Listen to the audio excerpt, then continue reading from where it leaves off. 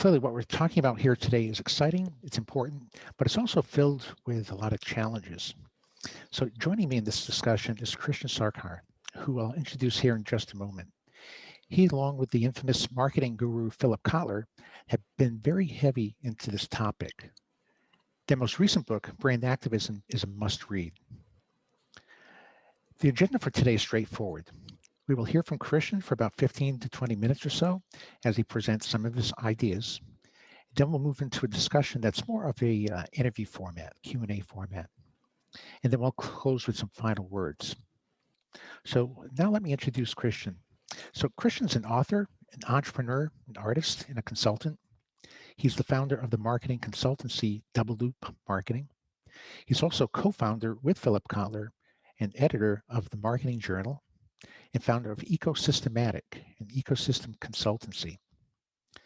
He's involved in numerous nonprofit and public education programs, some of which we'll talk about today, including the Wicked 7 Project, FixCapitalism.com, and the 300 House Project.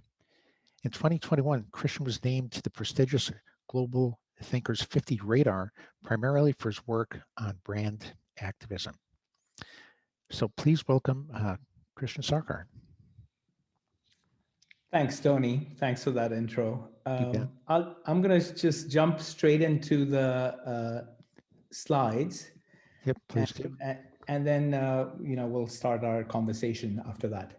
So this is sort of a 10-year thing. It started off with a project called the $300 House, where we were trying to figure out a way to radically innovate in the field of affordable housing. And out of that, we learned a lot of things. That project's still going on, and I'll show you something that's come out of it here in 10 years. Then in the last about 4 years, Phil Kotler and myself have been working on this thing called brand activism, which is how do you get companies to step up when governments aren't actually doing their jobs, and really getting into the social space, the environmental space, and really pick up where, especially in industries that are lagging behind.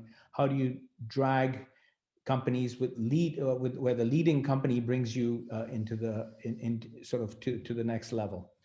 And we felt that was too slow, so we then started this Wicked 7 project, and that Wicked 7 project is what I'm going to talk about today, which is sort of a horizontal innovation project. So let me go back to sort of what we learned from this $300 house. What we learned was the problem wasn't really housing, and it wasn't really technical. The real problem that we found was that there are all these other systematic problems that conflict with the problem of poverty. And out of that, we're working right now, 10 years later, on this idea of a smart village with a bunch of different companies that are working together, nonprofits, for-profits, digital, all together. And that's, I think, part of the solution of how you start solving these wicked problems. You have to bring a number of companies together to work across boundaries with institutions and with government, of course. Unfortunately, in our society and the way we've structured our governments and our institutions, we aren't designed for that. And that's sort of the biggest problem in some ways, is we just can't seem to find a way to work together.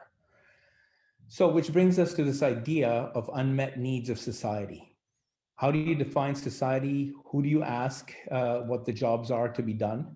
And this is sort of coming back to where I want Tony on this project, because I feel like he could really help us come up with some ideas and a way to level the playing field.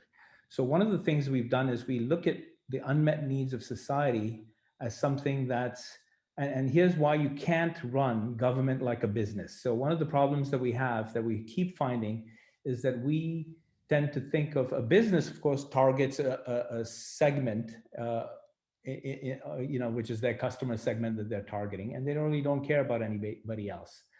But a government has to actually look after everyone, and that's why public value and private value have very different strategies. And this is part of the problem, especially in the US and countries that are so fixed ideologically, that we have this disbalance. Which brings us to this idea of multi-stakeholder jobs to be done. In other words, we've got to find a way to do to balance the needs across private sector, the public sector, and the plural sector, which is Henry Mintzberg's book, Rebalancing Society.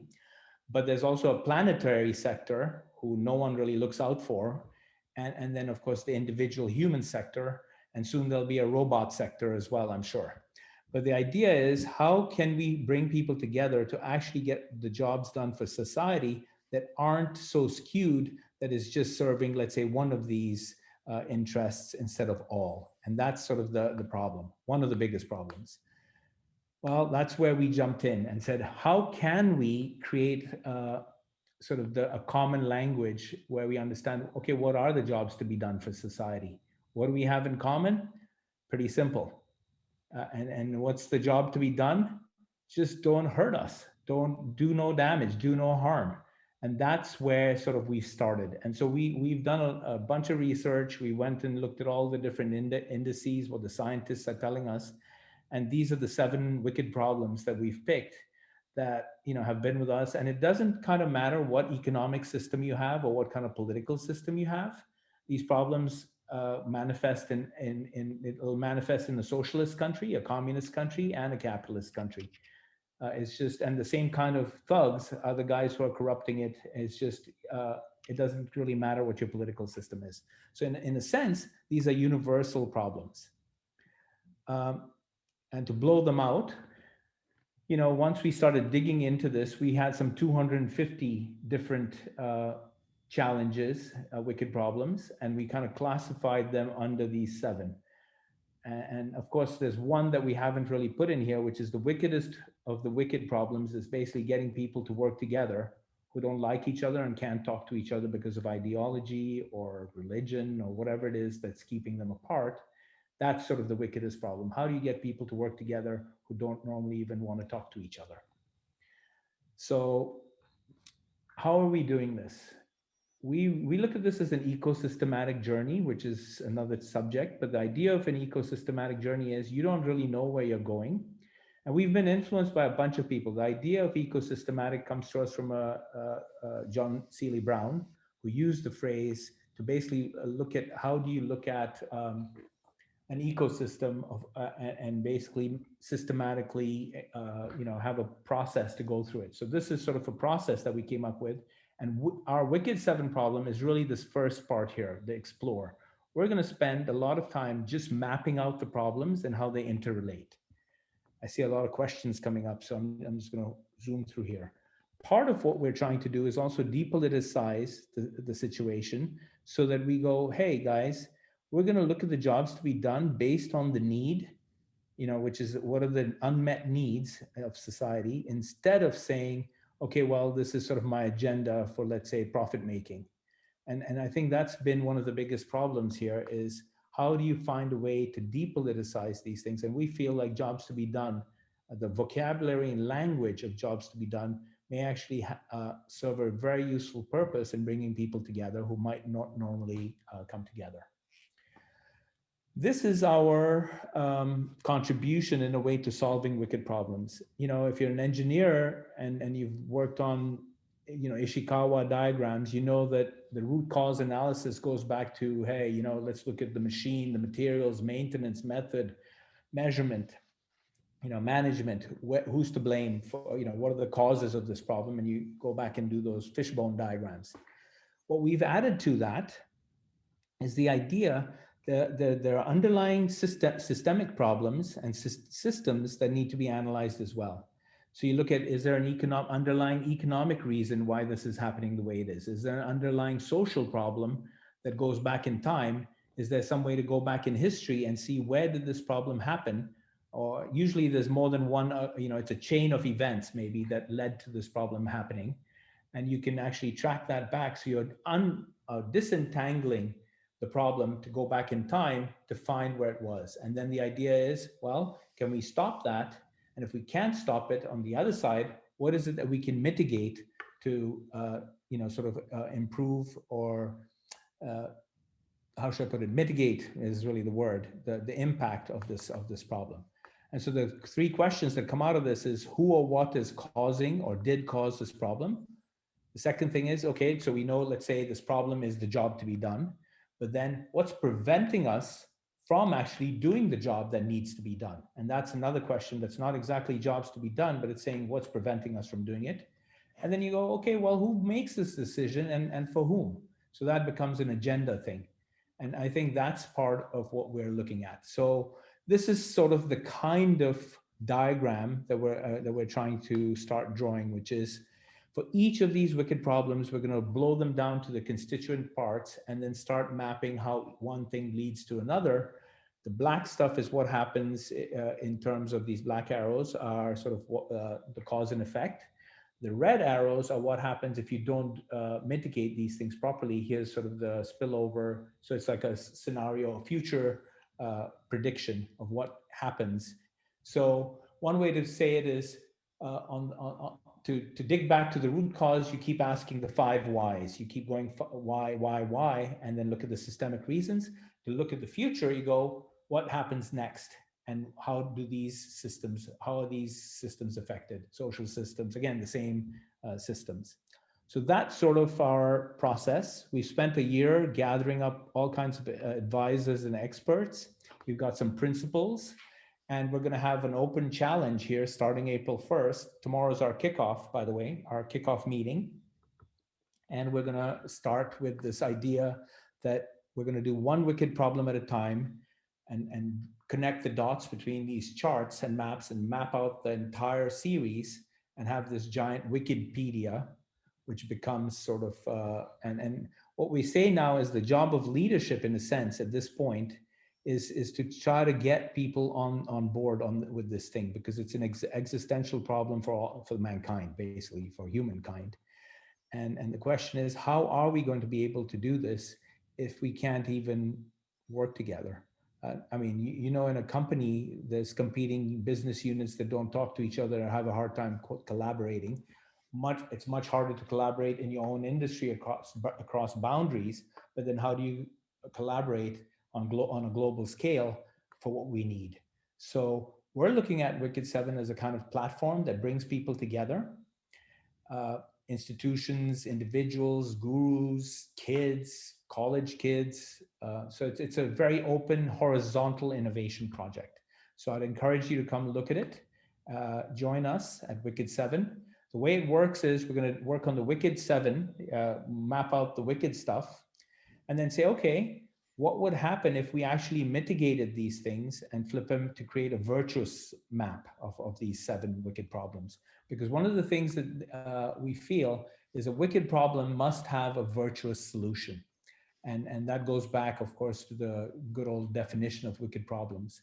Again, I invite you to wicked7.org. We're just starting this thing, and I think it's going to be a lot of fun. With that, I'm going to hand it back to Tony and say thanks, Tony. Christian, I appreciate that. As you're going through your slides, and there's so much complexity in here, and I the same question started coming to my mind as you're going through the slides, and it's this, Christian, are you mad? What Good question. What are you What am trying I to trying do? to do? Well, I used to work for an engineering company.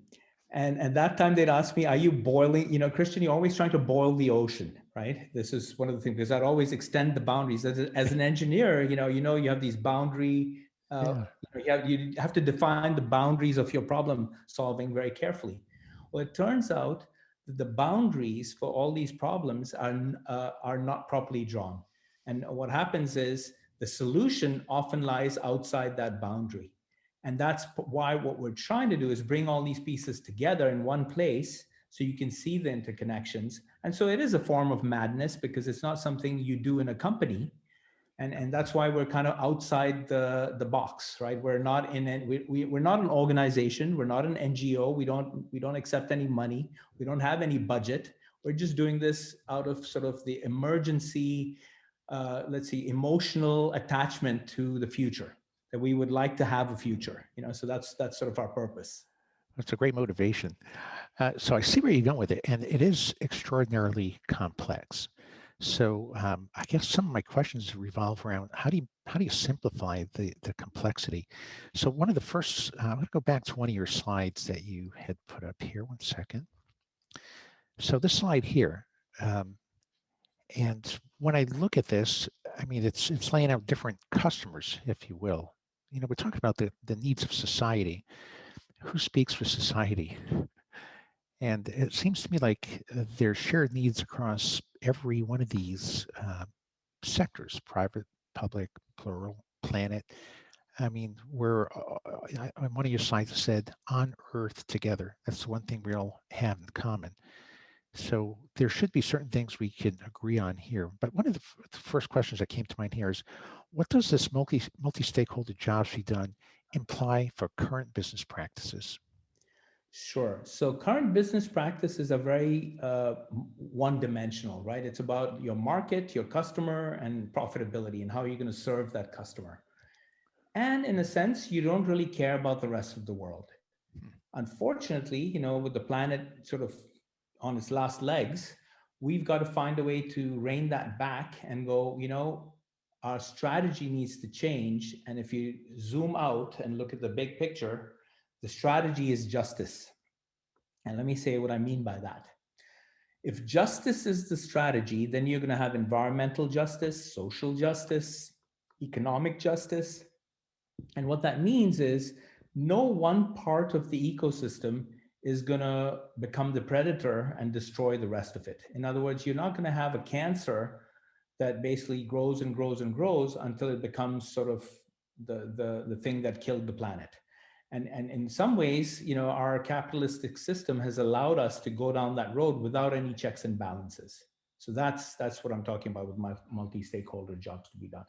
That we need to find a way to balance the needs. This is again Henry Mintzberg, between these priorities. And the priority cannot just be business; it's got to be justice. And what is justice? Justice is simply the alleviation of suffering. So, in other words, the people who are suffering the most, the parts of our planet that are suffering the most, need to be looked at and not dismissed. Because if we dismiss them, and COVID has taught us that. If you turn your face and go, well, that doesn't matter to me in a global world like ours, something that happens over there is going to come back and bite us. And that's one of the reasons COVID has shown us that we don't know how to work together. That we certainly don't know how to, this vaccine nationalism, people hoarding their vaccines, not exactly finding a way to work together. And the world's not going to open up because we're thinking so narrow-mindedly about all of this. Okay, go ahead. Well, that's great. And, it leads into the question that says, well, one of your needs of society is, it says corruption, right? And you just wove in corruption into the way vaccines get distributed. It seems like anything that is to try to distribute resources to the right people for the right reasons gets impacted by corruption. Um, as I think about that as the example, would you call corruption the job to be done? Or see, to me, like you made a statement earlier that we have to agree on what all those jobs are, right? So is corruption a job, or would you think about how would you fit that in the framework? Is it an actual need, or is it describing an issue? And you're still on mute, Christian. So corruption is not a job, but it is a job for some people, of course. But it is yeah, it's a problem, right? That's one of the wicked problems that we cannot seem, and it doesn't really matter if you're a socialist or a communist or a capitalist. The same kind of goon kind of becomes the kingpin. And runs an economy that is at odds with the people. And of course, in the U.S., you could say that our Congress isn't doing its job. This is what our representatives don't really serve the people. And this is the book from Michael Porter and Catherine Gale, that they just came out with about a year ago now, 6 months ago. It's called The Politics Industry, where they show that the U.S. System is actually working perfectly for what it was designed to do, which is enable the sponsors of our political system to do well. And that's I mean, that's coming from Michael Porter, so he's not exactly a bleeding heart liberal. So if he's saying that, it's probably something we should look at. And how do we get to this point? And again, if you go back, I mean, I could use an example of the post office. I don't know if you want to go down that road, but we could chat about that for a few minutes. Sure, go right ahead. So with the post office, people, if you're doing the engineering thing, you go, okay, what are the problems? Well, they can't meet it's too expensive. They're having a problem with on-time performance issues. Let's say on-time deliveries. They can't. It's very hard to run such a big business the way where you have customers in rural areas. And so, in a time where, they're facing competition from FedEx and USPS, what is it? USPS and DHL and who know, and Amazon, of course. How do they compete? So that's one sort of frame that people have used, which is that. But if you dig into what is this post office and how has it come to where it is, you'll find that there were two laws that were passed in the past, quite a while back. One of them basically said that the post office, unlike all other government services, has to actually fund its pensions for 75 years into the future. And so it cannot actually spend against it. So it has to have those revenues to offset the 75 years into the future funding of their pensions. No other institution in the government has to do this. The second thing is they're trying to run the government, the post office, as a business. So they're looking at it as a cost, as opposed to saying, well, this as a cost that has to be offset. And so you've got to either turn a profit or pay for itself. Now that's ridiculous because the whole idea is that this is a public service, just like your roads or your library or your and even the army, right? We don't ask the army to prove make a profit and pay for yourself. I mean, that hasn't happened, ever. So we have some, and then we have a board of governors that's actually governing this process, who are actually not interested in serving the public. In fact, many of them are actually from the competitors to the post office, so they're only too happy to run it down. And I'm being Yeah. a little blunt, but if you actually look at the picture and start examining this thing, that's what you find. Yeah. So it's not even so it's a matter of deciding, do we actually want to have a post office that works? And if we do, what can we do? And all we have to do is go, what are the best practices for post offices? Yeah. Look around. Yeah. Guess what? In Italy, in Netherlands, in Holland, in Germany, they have post offices that work. They even have a banking system that's attached to the post office, so you can cash your checks without these 20% things that we have, where we do the money changing stuff that happens in our country, Yeah. in the US, which is basically an industry that lobbies Congress and allows that to happen, instead of having the poor be able to cash their checks without paying $50 a pop. So Yeah. it's corruption. Yeah. So this brings to the next question. This slide here, because you're highlighting the key issue. This is so ridiculously complex. So where do you even begin? So when I start thinking about applying jobs to be done thinking to these issues, and you said you had a list of 250 Yeah. issues. Yeah. Now, I'm guessing that there might be 250 jobs in there somewhere. There's a lot, right? Yeah, and there's a lot more. See, because each one of Yeah. these is, again, can be broken down. I mean, right here, I'm not actually describing the job. I'm just describing the problem. So water pollution. Okay. Yep. So there's water pollution in the ocean. There's water pollution in groundwater. There's water pollution in the rivers. There's water pollution just in terms of how we treat stuff. There's Sure.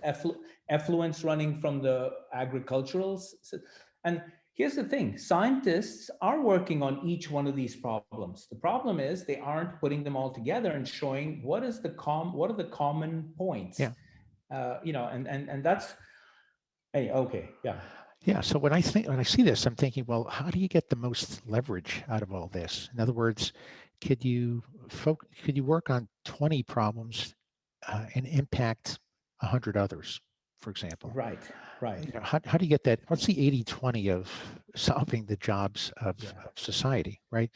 So if you were to go down that path, that would suggest to me that you'd probably want to lay out all those 200 plus job statements in true job statement format, right? So that every statement That's what you're going to do, Tony. That's You that's just volunteered. Yeah. that's that's is that what's going to happen? Yeah. Oh, this is what occurs to me, right? That you'd want Yeah. to lay them Yeah. all out, Yeah. get them all on equal footing, so you could then now prioritize them.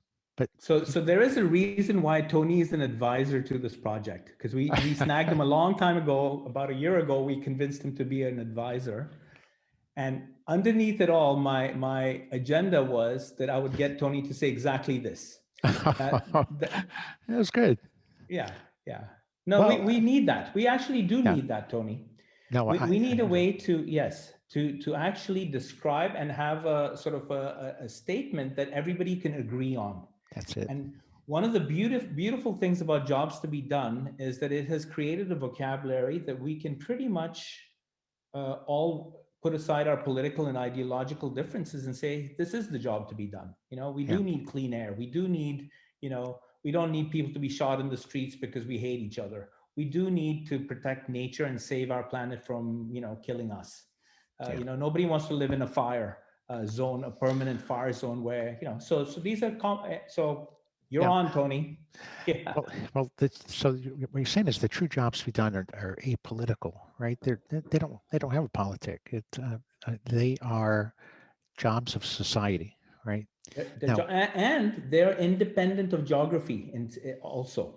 Now, that's right. there might be certain peculiarities, like let's say corruption in Nigeria is not exactly the same as corruption in, let's say, Texas, which may be a little different from corruption in the EU or China, and it will be different. But the mechanism and the problem and how these problems, if you look at corruption as a definition, it's basically saying that it's the diversion of an activity or funds from the thing that's supposed to happen to something that's not supposed to happen. Yeah, And that's that's right. sort of yeah.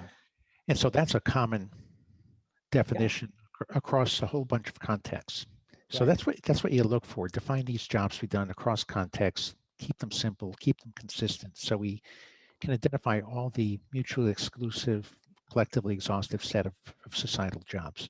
That would be first step. And then you made a really interesting point. You said, um, you know, we can't operate like a business and pick a segment. Like, we're not just going to worry about the people who are willing to pay more to get the job done better, right? Because we have to satisfy the needs of people who don't have money and can't pay anything. Right. So, Or people who aren't in our country but are still going to, because in the end, it's the interconnectedness of everything. And that's sort of the yeah, first step. If I go back to a slide for a second, I'm going to do this just for fun. Let me see if I can pull this up again. There's a slide. Oops, where did it go? Okay, I'm screen sharing. Let me go back. End of slideshow. No, I'm going to go back up. There's a slide here. Okay, where we look at this impact chain. And if you look at the impact chain, it starts with the individual, but then goes all the way to the planet. At every level, there's an impact, and this problem plays back and forth between these constituencies. So it can't be something that we solve at just one community or one state or one individual. It's got to be something that's going to work, especially since the problems facing us are global problems. They're universal. I mean, you can't escape the fact that global warming is going to get you no matter where you live on this planet. Yes, some places will be less hurt at the beginning, but this is the other thing. We actually don't understand the law of unintended consequences. So there's all these ideas that, oh, there's going to be global warming and how bad that's going to be. But then there's colder than ever winters in Northern Europe, for example. yeah, That happens because the Gulf Stream is no longer flowing north as vigorously as it should. And if it stops, then you're going to actually have a sort of a mini winter ice age kind of thing happening in Northern Europe. That doesn't mean, however, that the rest of the world isn't going to get hotter. So we've got a lot of work to do. I mean, just yesterday, I think the Saudis announced, the Saudis of all people are going to now have the biggest reforestation program on the planet in terms of greening the desert. wow, How they're going to do that, no idea. I don't think they've thought it through because they don't have any water to water those plants. But the fact that they're coming up with these crazy ideas tells you that it's time to worry. serious. Yeah. Yeah, it's very serious. Yeah. So as Okay, let me I, shut I this. Yeah. Yeah. Well, again, you're getting into the complexities here. So I keep trying to think of, well, how do you simplify this? Um, Sure. Now, so a quick question for you, or just a quick thought. Um, you've got these 200 some odd societal jobs. If you address some of them, it may impact others. This takes me back to an exercise we used to do in the old QFD days, matrix analysis, if you're familiar with that, where Yeah, you David just lay, Garvin. Yeah, yeah, House so of you just, Quality. Yeah, yeah, yeah. so you can just lay out all your jobs, if you will, against each other. And you can say, if I address this job, will it predict that I'm somewhat or strongly or moderately or lightly impacting some of these other jobs? Now, if you were to do that exercise, you would probably figure out that there's 20 jobs that may impact 100 others. Uh, would that be a reasonable way to go here? Because you I can't think that's a very good way to go. And you just volunteered for your second project. because you can't prioritize these during research, like you Yeah, said, because yeah, it's not like you can ignore any of them. yeah. That's No, the yeah, no, difficulty but here, right? so part of this is, in the brand activism book, the last page of that brand activism book that Phil and I wrote, Phil Kotler, Yeah. was about, it was a letter to Bill Gates. And we're saying, Bill Gates, you're doing a lot of good things. You're trying really hard to make a difference in the world. But one of the problems is that the way corruption works is that the minute you are look the other direction, everything falls apart because you're not on top of it with a stick. So what you've got to do is actually fix the system rather than work on the symptomatic causes. So the system is basically good governance. If we could find a way to remove corruption from the decision making process, then we would actually have. So we were kind of suggesting to Bill Gates that maybe the thing he should spend some of his money on to start to think long term is to focus on getting money out of politics in the US and just the US. Just by doing that, we would have a completely different type of country if our politicians were not elected based on who they're being funded by. So is it possible? Of course it's possible. A lot of other countries have done it. Canada doesn't allow corporations to fund their elections at all. So Would you say then that some countries have already figured out what these high leverage problems are that are well, some impacting countries everything else? have. Some countries have, and it has to do with how you think of public versus private value. So in the US, we have a mentality and driven by a few ideologues, which is, for example, the Koch brothers. And not to get political, but it's a fact that they're a multi-generational family that is focused on undermining the common good and working on private value versus and destroying whatever it is in terms of public value. And this is documented. If anybody wants to see the research, we can show you that.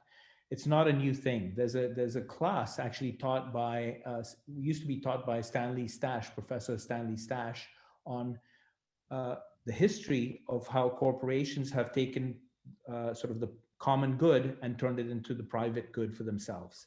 And no one's audited the Pentagon forever. Why is that? One, when they do try to audit them, the answer is, well, it can't be done. We give up. This is our world champion. The big four can't do it. So the question then is, well, how do you audit the Pentagon? Just for fun, let's ask the audience that. I was thinking, in the good old days when I used to work in a large engineering company, they would say, well, we want you to justify your budget all over again and start with a zero-based budget and tell us what it is you need for next year. This is like a very simple technique that's very popular in the business world. So in this case, I would say, okay, let's run the government for 1 year as a business and ask the Pentagon to do a zero-based budget. Now, is that crazy? Or is it, I mean, we haven't even started to think about that because that question is off limits. None Yeah. of the politicians are going to ask it. And frankly, even, nobody asks that question. We don't even care, so. Well, so what if we start with businesses and CEOs? So, where would the CEO turn to learn more about sense making and how to Sure. So how to this is a take this sense path? making. This Yeah. is a form of sense making, which is trying to figure out what is happening to the world and the screens and the information that we've been fed are not making sense, because we if we knew that the world was going to collapse here with we would have done things differently. But because of our short-term pressures and the inability to see beyond a very long, let's say 5 years, that's sort of the maximum amount of time we look forward, we just don't have a sense of the future that is sustainable and regenerative. And so we've lost all ability to even think rationally about this thing, about the future. And so, as part of this project for the last year, we've been actually researching the different sense making techniques that companies use, starting with, let's say, the scenario planning at Shell Oil. If you know anything about scenario planning, you know that that's sort of the big buzzword. There was a guy named Ari de Geus, and the guy who worked with Ari was a guy named Daniel Erasmus, and he actually does this kind of scenario planning, and he calls it strategy heuristics. In other words, here's a new way to look at your strategy in terms of what's coming. And he's got this giant Google search engine, that super Google, that indexes every article in science, a billion articles a day, all over the world in 47 languages, and tells you where you're headed, because here's sort of the trends from the edge. So that's one way to do it. Now, that's the expensive way to do it, and you can do it if you're Shell. Another way to do it is to do what Ed Morrison calls strategic doing. So this is another one of our advisors. So one of the things we've been doing, Tony, is trying to find these super smart people who are doing this and dragging them into, them into our little, community, and asking them for their advice to how do we bring people together to look at the Yeah. long term for some of this stuff. So we've got about Yeah. 4 or 5 approaches now that will help us sort of identify this kind of thing. But it's part of the problem, as frankly, is that we're ego driven. So whether it's a nonprofit or a private company, most of the CEOs are happy with their own opinion and the opinions of their underlings. So they don't Yeah. really want to accept ideas that come from outside. Yeah. Well, what do you think that businesses could learn then by participating in a project like this? Well, humility is the first thing they could learn. Because one of the things that I mean, this is the amazing thing, is when you actually decide, I'm actually interested in learning what it is, and trying to figure out what's going on, things become very interesting, because you're no longer looking at the world with the opinion. You're looking at the world with curiosity, trying to figure out, okay, what is really going on. And so Paul Polman, the ex-CEO of Unilever, he's a very sharp guy. He's got a company that basically brings together CEOs, shows them sort of the new reality we're headed into, and basically has a come to Jesus meeting where he says, look, we can individually fight this thing, or we can collectively as an industry all take the step this way. And if we take it together, then we can't be faulted, sort of like that company is stepping out of line. We're going to do it as an industry. So that's his Yeah. strategy. Yeah. The problem with that strategy is it's too slow. And I feel like it needs to actually include social movements as well. So one of the things we're trying to do is, and listen to this, what if your advisor, if you're, let's say, a food company, what if your advisor, and you're, let's say, gathering tuna in the ocean, but your advisor is Greenpeace, and you partner with Greenpeace to do this properly? What happens? All of a sudden, instead of viewing this activist company as your adversary, you're saying, okay, tell us, teach us how best we can find balance. Guess what? There's companies that are doing that. There are actually companies there's one that I work with, I'm not going to name their name, but they actually have created an alliance where their plans are actually shared with this activist company, nonprofit, which then advises them and says, here are some things you might want to reconsider. Here's some things that you're doing well. And by the way, if you're doing these things well, we want this to be an example for the rest of the industry. Yeah. So there are ways forward. It's just too slow and too far between. So Yeah. that's why we're doing the Wicked Seven. It's like a way to bring everybody together. And because there's no agenda, in the sense that I'm not being paid by anybody, no one here is being paid. All we're doing is, come on, guys, we need to get, let's get on this Figure it bandwagon, out. get on the bus. Yeah. Yeah. Yeah. Well, so maybe you could talk a little bit more about how the Wicked Project's organized and what brings these folks together to to make a Sure, difference? sure. So, as I said, it started off with brand activism, where Phil and I Yeah. were trying to work with some leading edge companies saying, hey guys, here's things you can do to make the world more sustainable, better, blah, blah, blah. And so that we're still doing that. But again, we felt that was too slow. So on the other side, now we're saying, okay, let's bring together nonprofits, institutions, smart people, experts, students, because here's the other thing, the next generation is very upset at us.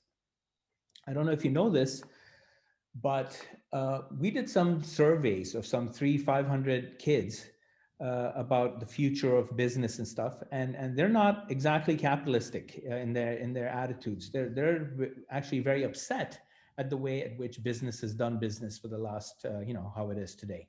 So what we're trying to do is engage all these people, bring them in, and start working on this mapping project together. Because the first step in trying to understand this is mapping it. Now, you could have a QFD map where you do the intersection of these things. We're kind of doing that in a way by doing the showing the interconnections between how these problems intersect, because we're going to find the pressure points. By Yeah. the way, that pressure points is like an acupuncture thing, right? If you work on these 5 pressure points, you can actually heal the entire body. And one of those pressure points, maybe the most important one, is corruption and power. It also goes back to how is power concentrated. And so one of the jokes we have is anytime an industry, one company in the industry gets over 30-40% of the industry in terms of market share, it's basically skews the industry. It's like a cancer, right? It's grown too big to actually be to be a normal competitor. It's no longer a competitor, it's a predator. It basically kills, it touches everything it touches is sort of killed. So the question then is, do we break up a company like that? Or do we, and here's the thing, China has the same problem. Of course, they're a socialist or communist, supposedly. Uh, you know what they do in China? They just make it a government enterprise. So Alibaba, got too big. Well, it's now a government business. It's run by the government. Now, I don't think we should do that, but I think what we should do to innovate is liberate them, break it up. And the smaller, I mean, and here's the same thing. Why is your cable TV in the US still like $200 a month? Why is that? I mean, it's just, you know what it is in Italy? $26 a month. So the same channels. So what went wrong for us in the US that we couldn't compete? And we don't compete. It's one cable company per neighborhood or per region, and they charge whatever they like because they sucked up all the small ones and turned it into one. There's 4 or 5 big cable guys. I mean, if we can't even do this with cable, right? How are we going to do it with anything else? I mean, this monopoly kind of game that we're playing needs to be reevaluated. And I think that's part of this whole thing. There's a mindset shift.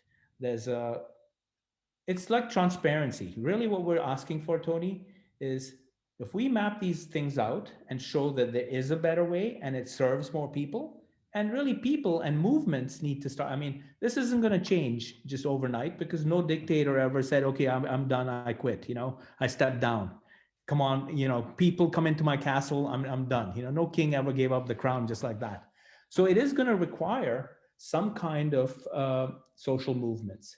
And so part of this that we're trying to do is we're trying to get businesses to work with movements. And that's part of the brand activism story. So it's a little off from here, but Unilever actually has a line that says, every brand, a movement. Yeah. And what do they mean by that? They mean that Ben and Jerry's ice cream is actually going to fund social movements to make the world better. So how does an ice cream become an activist? I mean, really, it's not in the brand. It's just it's wrapped around the social goodness is a job to be done because it meets an emotional and ethical job to be done in society. So I was gonna suggest that to you as well. That there, how you've got a functional job to be done and an Yeah. emotional job to be done, but you have a ethical job to be done and a societal job to be done. And we have sort of forgotten those two as we focused on these other ones. Yeah. That's true. Yeah. Well, that's excellent. So I've got just one question here that came in from the group, the audience, from Ryan. He says, what do you view as the best practices for engendering collaboration between private, public, and plural sectors? You know what it is? It has to be run bottom up instead of top down. And there's a very interesting company that actually comes out of China, believe it or not. So the weird thing about this is one of the most democratic and power distributed power companies, that where they distribute power to the edge of the company, is a company called Hire, which used to be GE Appliances. Hmm. Hire organizes itself in 250 little micro enterprises. And here's something you'd like to know, Tony. The product cycle, which used to be 2 years and a team of maybe 65 people, they've now shortened that product cycle to 6 months with a team of 3 or 4 people. Yeah. And they're doing jobs to be done in a different way, a little bit different way. But in fact, I want them to hear about jobs to be done, your jobs to be done.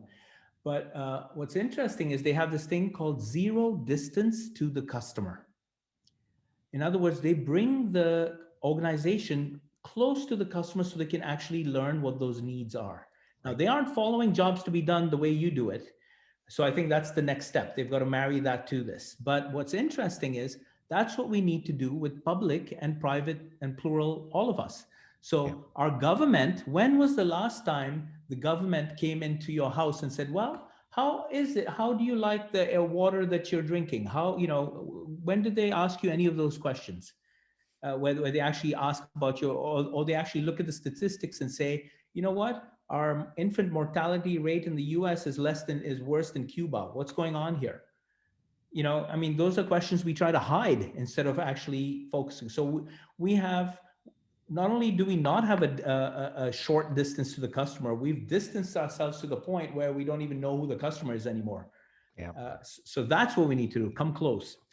Makes And that's in sense. a way what this is. This project, by the way, I mean, who are we? I mean, Phil Kotler is, of course, Phil Kotler. And so he gives us a gravitas. But in terms of, the people who are doing this project don't have, we've gathered people like yourselves, like you as an expert to help us. But there's not really a hierarchy of any kind. And so that's what we're saying. Leave your stuff. Whoever has a good idea, let's look at those ideas and let's look at what's working. One of the biggest, uh, how should I call it, shortcomings of the US that we have is that we don't look to see what's working elsewhere. So, for example, I told you about this cable TV problem, right? That's $250 a month over here and $26 in Italy. Well, what if I told you that almost everything you buy in your grocery store is about 3 times more expensive in the US than it is in let's say, Europe or in Holland, for example?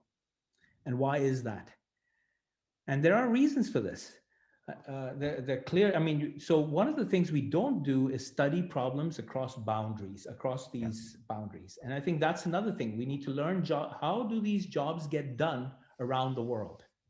Yeah. And that would be another great project for you, Tony, if the UN employed you and said, here's what we need to do. We need to go to 20 different countries, benchmark how these jobs are being done, and then see what we can learn across these.